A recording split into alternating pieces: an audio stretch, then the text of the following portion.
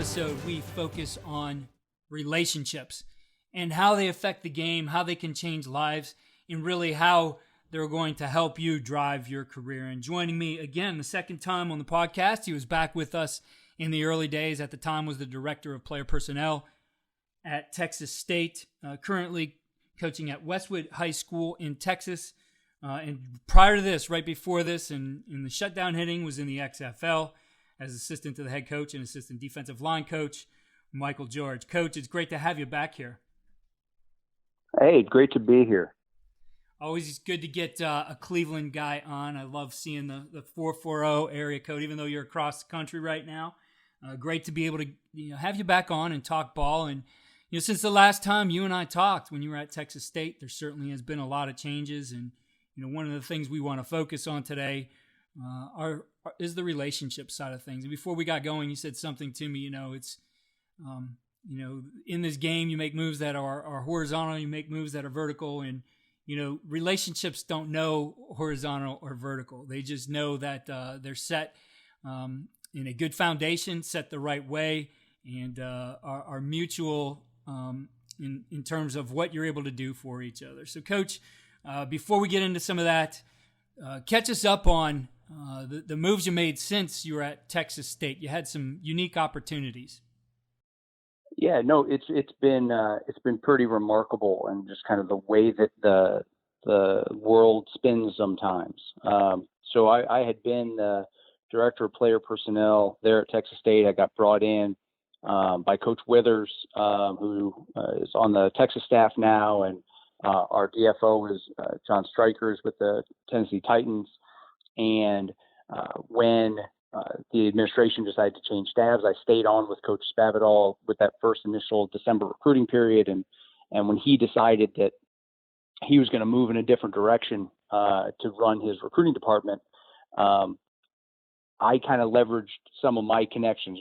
When you start talking about relationships, it all starts about those people that you're in touch with. And earlier on in the year, I had been in some conversations with a good friend and mentor of mine, Mike Charlatan, another Cleveland area guy who's a scout, longtime scout with Minnesota Vikings.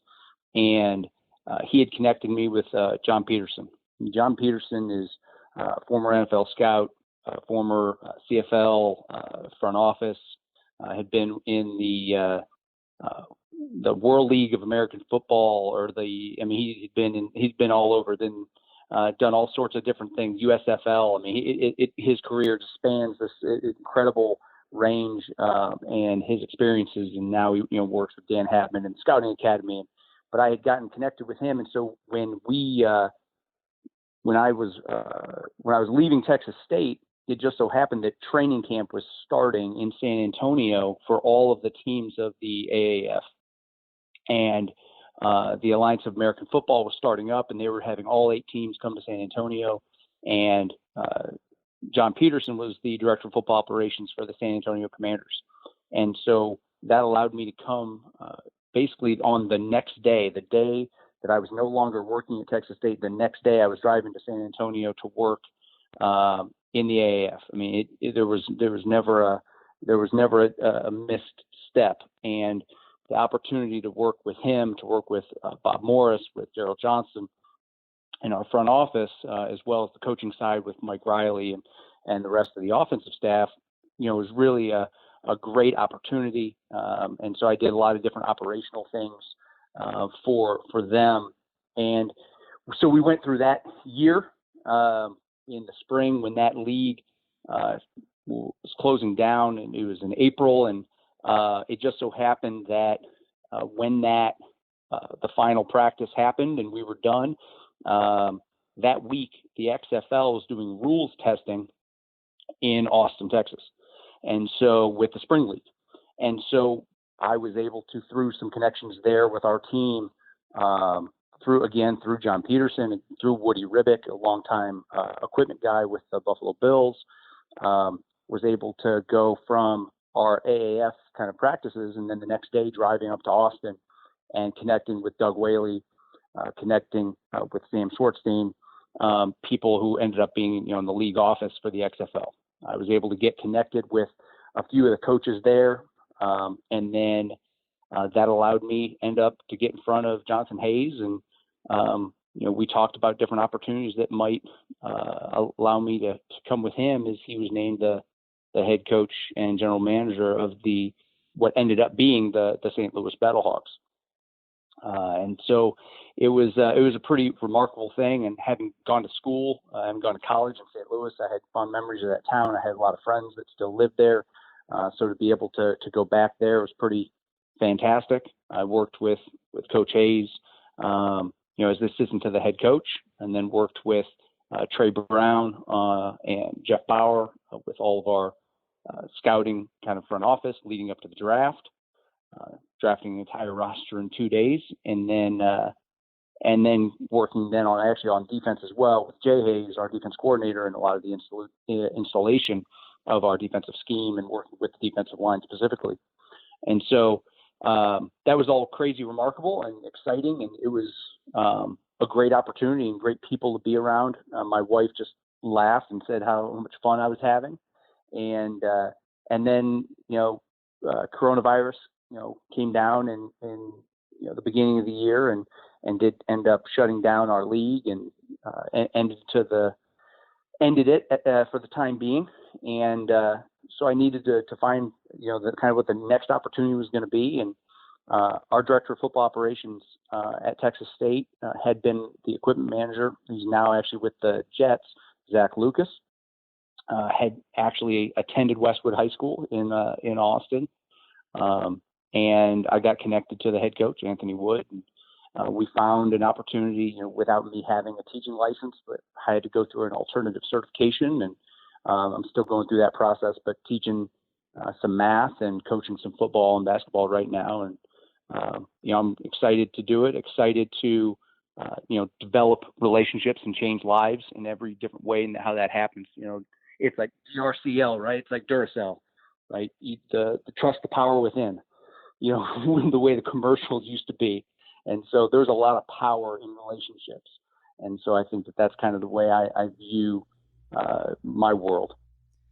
Well, let's take a step back, because there's an interesting time there where you get to be a part of two new leagues that, in one way or the other, they're doing some things differently. And I had the opportunity to talk with Sam Schwartzstein here after the XFL shut down and some of the unique rules that were put in place. But if you look at those two leagues, what was most exciting to you is maybe a future direction of the game and some of the changes you were seeing or things they had done that, you never know if they would have caught on mainstream or not, but to you that were, I guess, refreshing changes in the game. Yeah, I think both leagues, as an outsider league, right, as someone who is not the corporation and the behemoth that the NFL is, it gives them a lot of flexibility to maybe challenge the status quo, to be able to experiment a little bit. I think that the process by which the XFL went about it, I think, was really good, and they built upon some things that we saw in the AAF. I think the sky judge in the AAF is something that was revolutionary, and it's having an extra official that is up in the box. And why wouldn't you do that? Why are we still having an official on the field walk up to a monitor under a hood and going through that replay process? Why don't we just have an additional sky judge, someone who can actually review every play, who can see it from a different vantage point? When you think about some of those changes that the NFL has tried to implement, about pass interference or about targeting in college and professional football, and about how those calls get made and challenged and reviewed, and now they're reviewing every touchdown, and scoring plays and change of possessions. And, there's a lot of plays that are going to happen that are so influential to a result. I thought that was a really, really positive change that I think is going to take hold.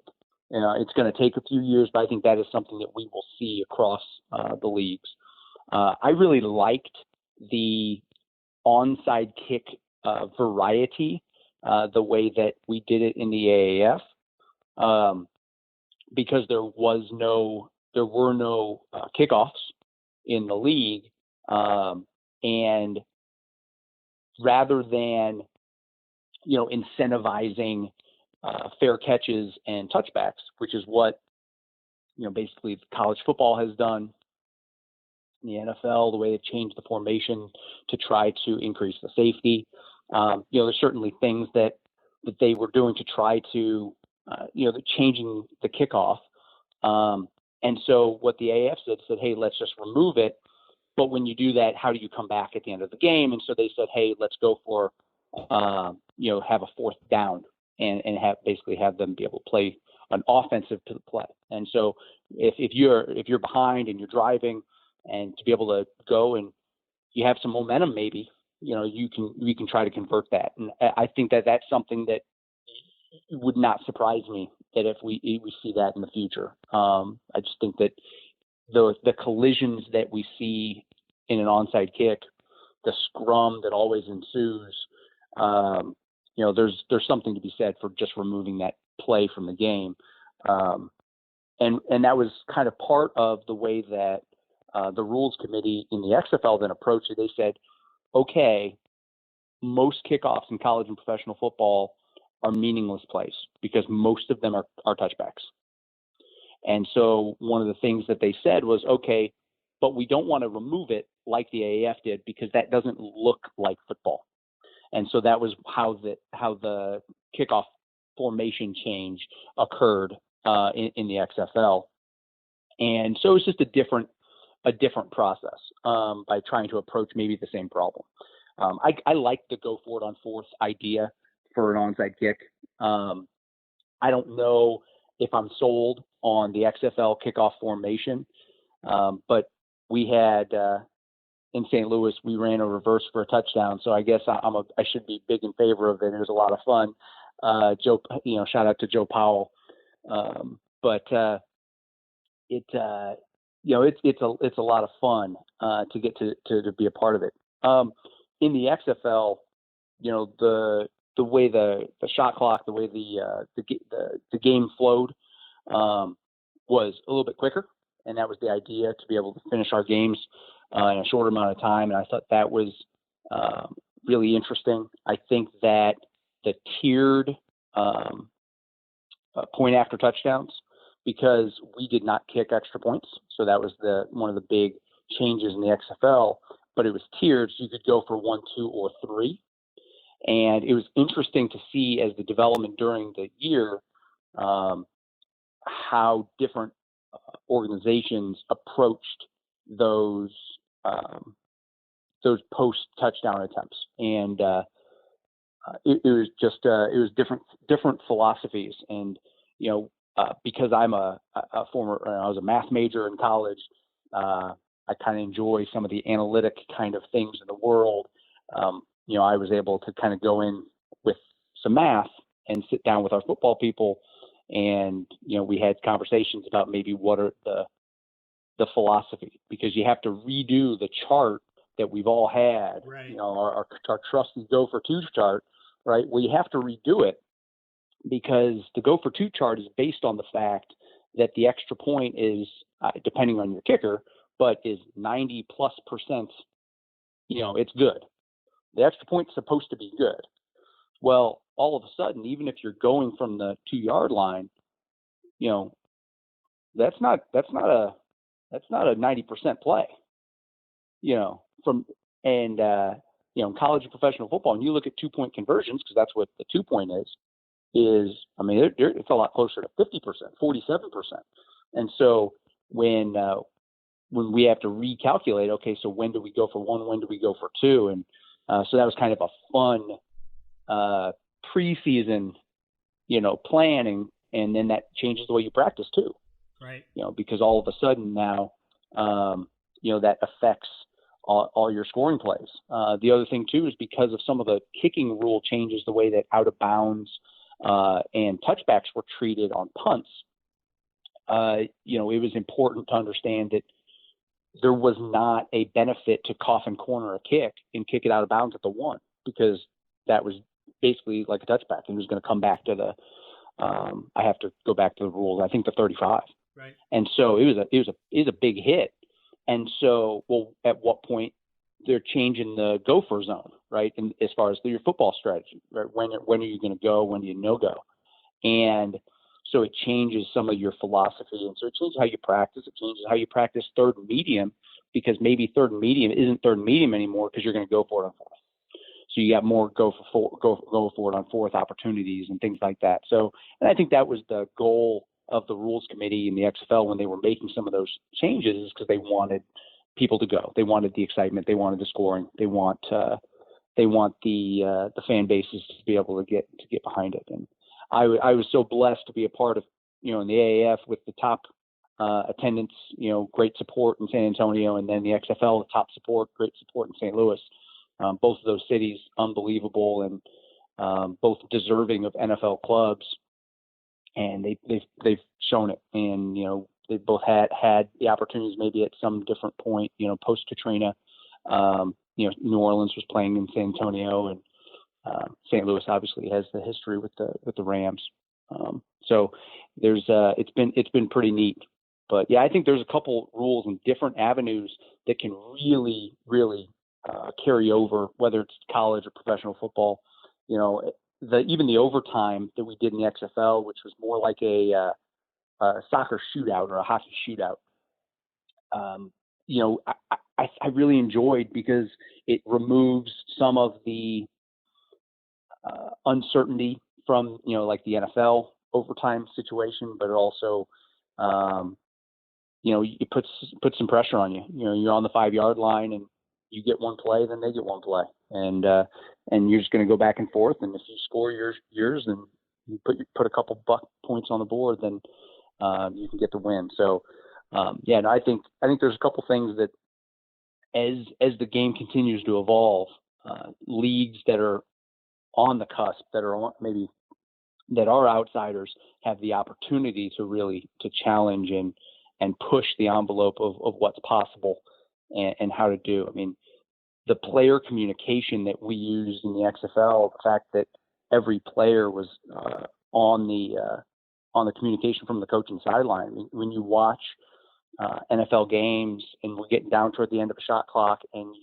see that timeouts are forced or delay of games are forced, and it's all based on coach-to-player communication, you really see the benefits of instituting a system like we had. There's certainly challenges, and we fought those challenges as well, but there's opportunity for the game to both decrease penalties, which no one wants to see, increase the ease of communication, which every coach wants, and allow the players to be successful and perform on the field, which is what they're getting paid the big bucks to do. So, it was a lot of fun to be a part of kind of the ground floor and to see how things were getting implemented, and how we as a staff and organization made choices to leverage those rules and changes. Yeah, no, it was a lot of fun to watch, and hopefully those leagues come back, because I think it does give the opportunity for innovation. It's really hard to go to some of the, I guess, things that are just institution, right, and start to make those changes. But to be able to see those done somewhere else where everything's new, I think was a great opportunity. But takes us to kind of the focus of this episode, and something that's been big for you, the relationship side and networking. And I think networking is just like anything else in this game. You need to work at it. You need to have a plan, and it takes time, probably more than anything else. It's easy to go out and learn a scheme and be able to implement that and get the details. The thing with relationships, those take time. So, looking at it, Coach, and the things you've done to develop your network, what advice do you have to coaches out there who, like you, you've wanted to move up in this game and continue to grow in this game? What would you say to coaches out there as far as best things they should do to network? Yeah, I think that one of the things that's changed, in the last decade, I guess, 15 years that I've been in coaching, that the handwritten note has kind of gone by the wayside, even in recruiting, where it was a big deal. I don't know, maybe 5, 6, 7 years ago, where maybe you'd write 100 letters to a top recruit and flood his mailbox, and you get the pictures of the top prospects in their bathtubs and all those kind of things. But so much has gone digital. So much is the edits that are being made on Twitter, the connections and communications that happen via social media, via direct message, via text message, that the time and commitment that it takes to write a note, that it takes to make a phone call, it really, I think that's one of the things that has helped me strengthen some bonds with people over the years, because it is very easy to reach out to people around a holiday, to wish people a happy Thanksgiving, a happy Father's Day, obviously Christmas coming up this week, New Year's, that you have the ability to reach out around those big holidays and wish people and their families a sweet new year and all those kind of things. And that's nice. And it's great to get those texts, and it's great to send them. But one of the things that Coach Tressel always did at Ohio State at the beginning of every fall camp, we sat down the entire roster, and players would send thank you notes to their parents and to their high school coaches. And when you start talking about that, when you start talking about gratitude, an attitude of gratitude and thankfulness, and when your heart is full in that way, with the relationships and people who have maybe made things possible, because none of us got to where we are on our own. None of us have done it all by ourselves.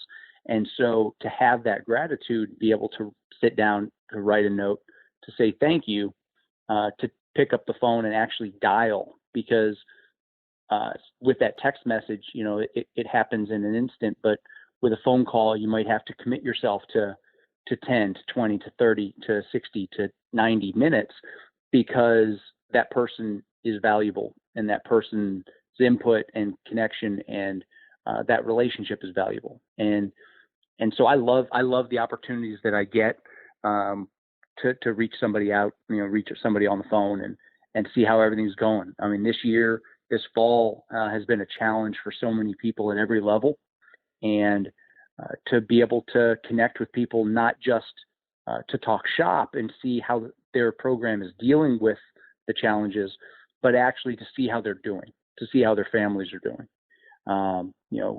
Talked pretty regularly to some folks that I used to work with, and that's the point.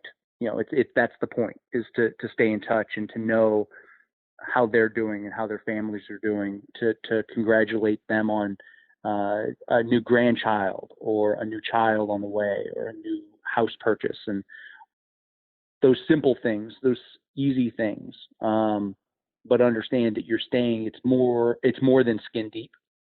It's not just that happy holiday that you can send to everybody. It's more direct, it's more personal, and anything you can do that you can personalize is always better. As you look at some of the key relationships you've made, you've mentioned how some of those have helped you out over time. How have those, I guess, developed beyond that surface level for you as you look at just the process? And these guys, we could all go into this and start pinpointing, oh, this guy could help me out if I knew him, or that guy, but it really doesn't work that way. I can't remember who I had on the podcast a little while back when we were talking about it. And networking isn't about what somebody else can do for you. It's about what you can do for someone else. So in that regard, how do you look at how these relationships have been able to help both you and the other person? Yeah, I think relationships, because I think they go in every direction, right? They could be relationships with someone who hires you, right? And those are great. But a lot of them are those relationships with your coworkers. And how do you treat people? How do you treat people every day? When you go into the office and you work at a staff of, 5 to 10 to 20 to 30 people, how do you treat them? And how do you treat, maybe the executive assistants? How do you treat the janitors? How do you treat the food service workers? It's the same things that we look at with recruits, and you try to determine what kind of young man someone is by how they treat those that maybe don't have direct influence over them. Is the same way I think about my coworkers. Is what do they do when no one's looking? How are they treating people that maybe they don't have to be nice to? That they don't have to work their tail off at building that. And so I think those relationships are huge, and that's why this year's obviously been so traumatic, but to not be able to go have meals in the same way like you would as a staff. When in St. Louis, our defensive staff every single week would go to this place called Big A's on the riverfront, and we would get wings. And I'm still getting texts from our staff, and we're sending pictures. Hey, what wings you got tonight? I mean, because it's wing night. Because it was such an institution for what we were doing, and it was an opportunity for us to be together and to continue to get to know each other. And it's not just the people maybe that you work with, right? So it could be the guy who's hiring you, it could and a boss. It could be those that you work with, kind of in that lateral level. But it's also those younger people and people maybe that work for you. Is what are you doing to help make them better? And one young man who used to work for me just got a director of football operations at San Jose State, and I'm on the phone immediately, sitting there trying to congratulate him, get excited for him, because what an amazing opportunity, that Tanner has, Tanner Schulteis. And so when you talk with those guys, every time you have an open job, your network is increasing, because if you have an open job on your staff and you're interviewing people, that's an opportunity to meet new people and connect into their networks. Every time there's a job that you interview for, right, that even if that job is not the right time for you, even if it's not the right time for that staff to hire you, you have the opportunity that, every day is an interview. And so, I've stayed in touch with a number of people at places where I didn't take jobs.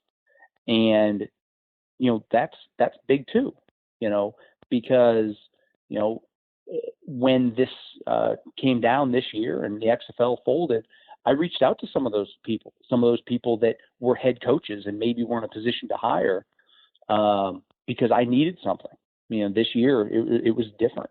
And, to be able to reach out to head coaches across the country, in college, in high school, and there were people that from all sorts of different places, from people I met in Kearney, Nebraska, or people that I met back in Athens, Ohio. It doesn't matter. That it's amazing how this whole world all spins. And so I think every opportunity you take. Obviously this past summer, summer camps didn't exist.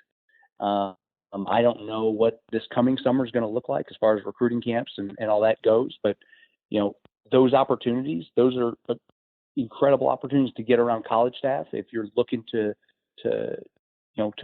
travel into that realm, if you're looking to increase your network amongst college coaches, because college coaches get to see you coach, because you don't get to see that in the recruiting game. You don't get to see that just over the phone or at a convention. And so being able to see a college, or say a high school guy or a small college guy coach, to be able to see what he knows, see how he interacts with young people, how he treats them, how he coaches them, because that matters. And so all those things, those opportunities are huge. And then when I go to AFCA, and this is something that I picked up from Shat Boyd, the head coach at Erskine College in South Carolina, is when I go to convention at AFCA, obviously this year is virtual. It's going to be another different kind of year, but going to the X's and O's talks are great. But but I know how to run power. You know, I've already seen that one. I've already seen duo. I already know what routes I like versus cover 2 and cover 3 and cover 4. I'm good. You know, occasionally there might be something that's special and different, but the scheme stuff's only so useful. I want to hear your coaching cues. I want to hear what you're saying to get your players to do what they're doing, because maybe you've got one that I'd like to steal, right? That can benefit.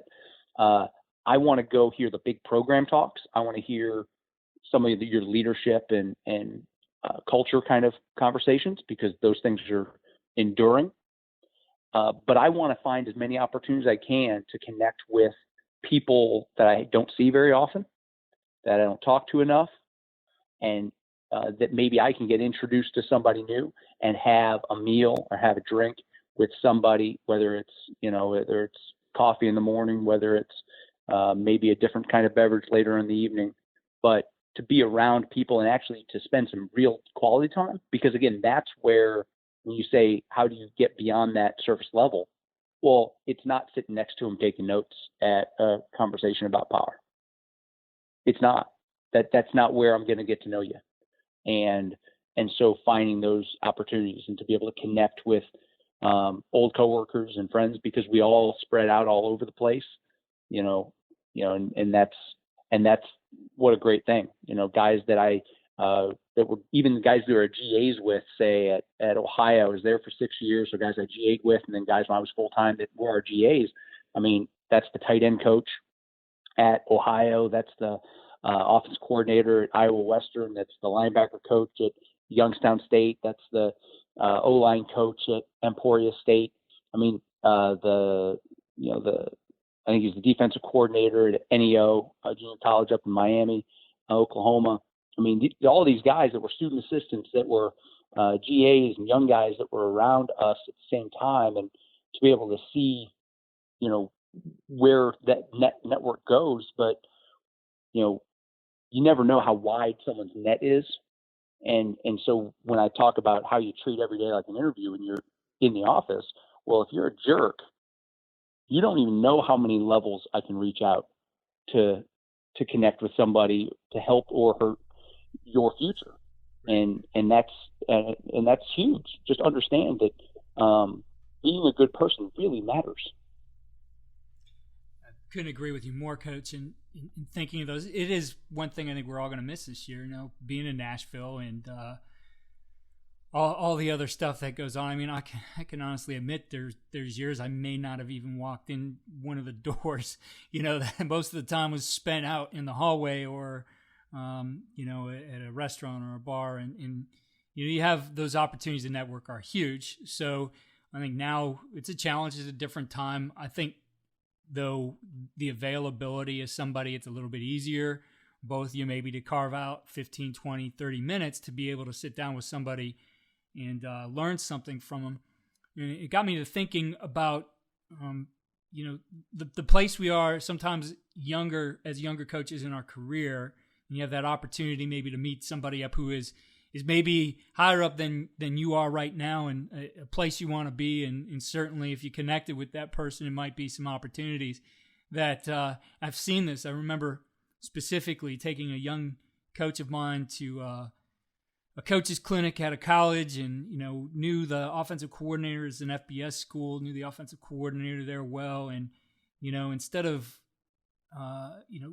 asking questions and learning and absorbing, he felt like he had to show this coach what he knew. And I feel like, you're not going to necessarily impress that older coach by trying to tell him how much you know.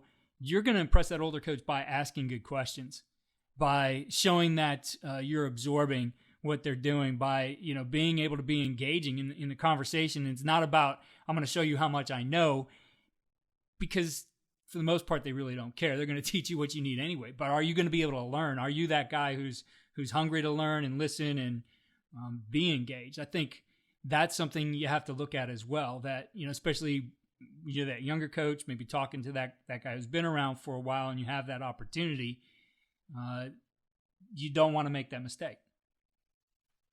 Well, and the old adage that, you've got 2 ears and 1 mouth, and there's a reason. Yep. Listen twice as much as you speak, and you see that with a lot of young men at conventions, and like I said, you're in that clinic, listen to somebody block power, and you get somebody stand up and tell you how they block power. Well, you're not the speaker here today. That's not what it's about. I want to hear, how are they making the adjustments when they get 9 in the box, because those things matter.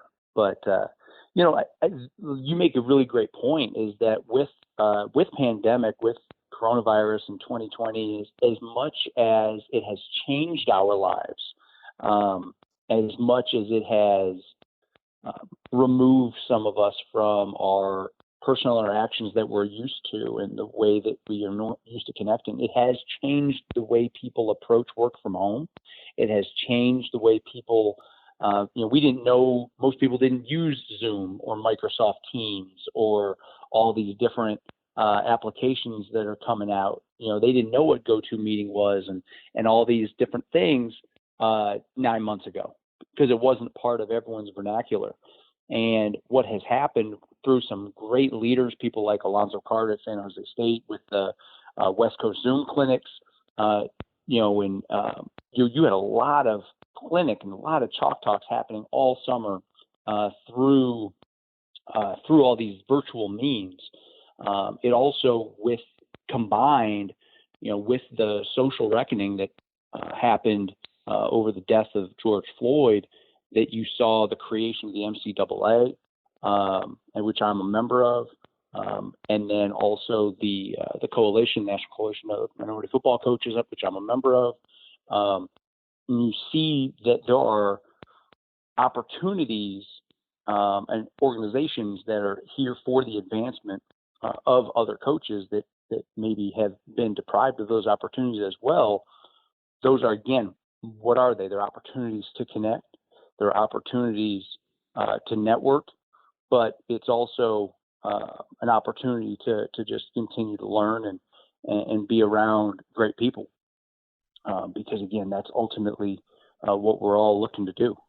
Absolutely. Well, Coach, you shared some great stuff with us. It was great to catch up with you here on the podcast. And as always, I love watching what our guests do and how you move around this profession. And, I know certainly you feel blessed with what you've been able to do, and it's not over. The journey continues. So again, thank you for taking the time and joining us again. Hey, it was an absolute pleasure. Keith, take care, and I wish you the best. Thank you again for listening to the Coaching Coordinator Podcast. Please, if you are enjoying the podcast, head over to iTunes or Spotify and click 5-star for a rate. If you have a minute, write a review. It really helps the podcast. Check out our new home for the Coaching Coordinator Podcast. That's at coachandcoordinator.com. And follow me on Twitter at Coach K. Grabowski.